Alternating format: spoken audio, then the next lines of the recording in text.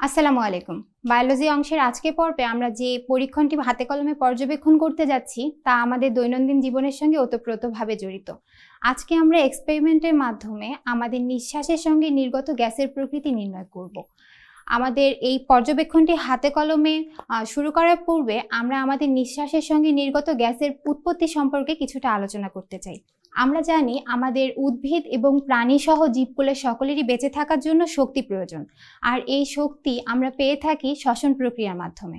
শ্বসন প্রক্রিয়ায় আমাদের গৃহীত খাদ্য সরল খাদ্যে পরিণত হওয়ার পর তা ভেঙে সেখান থেকে এটিপি অর্থাৎ শক্তি উৎপন্ন হয়। তবে এই প্রক্রিয়ায় কিন্তু শুধুই শক্তি উৎপন্ন হয় না, শক্তির পাশাপাশি এখানে কার্বন ডাই অক্সাইড গ্যাসও উৎপন্ন হয়ে থাকে, এবং এই কার্বন ডাই অক্সাইড গ্যাস আমাদের শরীরের জন্য মোটেও উপকারী নয়, এবং এই কারণেই আমরা নিঃশ্বাসের সঙ্গে এই কার্বন ডাই অক্সাইড গ্যাসটি বাইরে বের করে দিয়ে থাকি। আমরা তো তাত্ত্বিকভাবে জানতে পারলাম যে আমাদের নিঃশ্বাসের সঙ্গে নির্গত গ্যাস আসলে কার্বন ডাই অক্সাইড গ্যাস। তবে খুব সহজ কিছু উপকরণের মাধ্যমে একটি পরীক্ষা করার মাধ্যমে আমরা কিন্তু এটা নিশ্চিত হতে পারি যে আমাদের নিঃশ্বাসের সঙ্গে নির্গত গ্যাসটি আসলে কার্বন ডাই অক্সাইড গ্যাস। তো এই পরীক্ষণটি করার জন্য আমাদের প্রয়োজন পড়বে চুনের পানি, প্লাস্টিকের স্ট্র এবং টেস্ট টিউব। তো আমরা পরীক্ষণটি শুরু করি। এখানে পরীক্ষণটি শুরু করার জন্য আমি দুটি টেস্ট টিউবে চুনের পানি নিয়ে নিয়েছি এবং পাশাপাশি নিয়েছি একটি প্লাস্টিকের স্ট্র।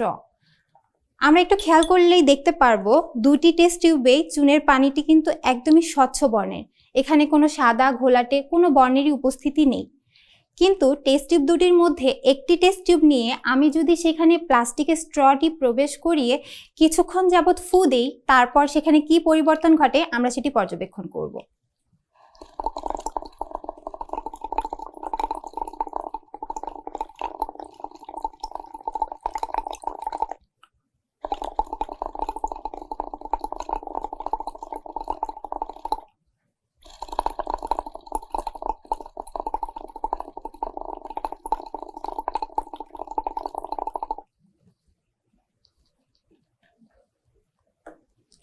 প্রায় মিনিট খানিক ধরে ফু দেওয়ার পরে আমরা এখানে কিন্তু দুটি বর্ণের মধ্যে পরিবর্তন দেখতে পাচ্ছি। আমরা শুরুতে যখন টেস্ট টিউব দুটি নিয়েছিলাম আমরা দেখেছিলাম টেস্ট টিউবে বিদ্যমান দুটি তরল পদার্থই একদমই স্বচ্ছ বর্ণের ছিল, কিন্তু সেখানে মিনিট খানেক ফু দেওয়ার ফলে আমরা কিন্তু দেখতে পাচ্ছি যে টেস্ট টিউবে আমি ফু দিয়েছিলাম সেই টেস্ট টিউবে থাকা তরলের বর্ণ স্বচ্ছ থেকে সাদা ঘোলাটে বর্ণের রং ধারণ করেছে। এখন কেন আমাদের এই টেস্ট টিউবে ফু দেওয়ার কারণে টেস্ট টিউবে বিদ্যমান তরলটির বর্ণ পরিবর্তন হয়ে গেল তা একটু আমরা ব্যাখ্যা করতে চাই। টেস্ট টিউবে বিদ্যমান আমাদের তরল পদার্থটি ছিল চুনের পানি। চুনের পানির সঙ্গে রাসায়নিক সংকেত হিসেবে আমরা জানি তাকে বলা হয় ক্যালসিয়াম হাইড্রক্সাইড। আমরা জানি ক্যালসিয়াম হাইড্রক্সাইড স্বচ্ছ বর্ণের হয়ে থাকে, কিন্তু ক্যালসিয়াম হাইড্রক্সাইডের সঙ্গে যদি আমরা কার্বন ডাই অক্সাইড যুক্ত করি তাহলে তারা বিক্রিয়া করে ক্যালসিয়াম কার্বনেট উৎপন্ন করে।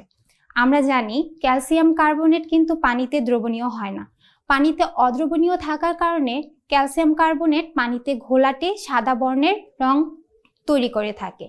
এখানে আমাদের যে পরীক্ষণটি আমরা করলাম সেখানেও কিন্তু আমরা একই ঘটনা দেখতে পেয়েছি। আমরা দেখেছি আমাদের স্বচ্ছ চুনের পানিতে আমি যখন ফু দিয়েছি তখন সেখানে সেটি স্বচ্ছ বর্ণ থেকে সাদা ঘোলাটে বর্ণ ধারণ করেছে, অর্থাৎ সেখানে ক্যালসিয়াম কার্বনেট উৎপন্ন হয়েছে। এবং ক্যালসিয়াম কার্বনেট চুনের পানি থেকে ক্যালসিয়াম কার্বনেট উৎপন্ন করার একমাত্র উপায়ই হচ্ছে সেখানে কার্বন ডাই অক্সাইড গ্যাস চালনা করা। অর্থাৎ আমরা এটা নির্দ্বিধায় বলতে পারি যে আমরা নিঃশ্বাসের সঙ্গে যে গ্যাসটি নির্গত করি সেটি আসলে কার্বন ডাই অক্সাইড গ্যাস।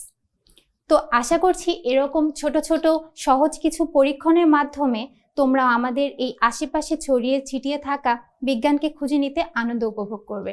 ধন্যবাদ।